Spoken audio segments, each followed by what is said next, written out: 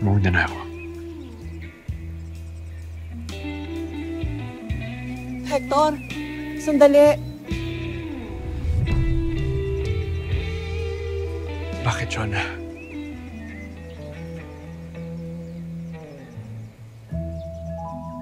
Sa totoo lang,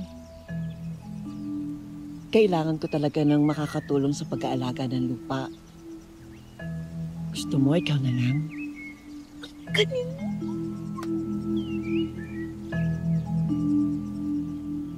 Hindi pa.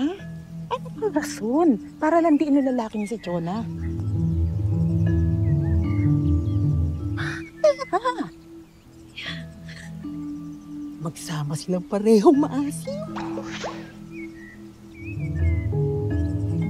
Hoy! Suka lang ang maasim dito!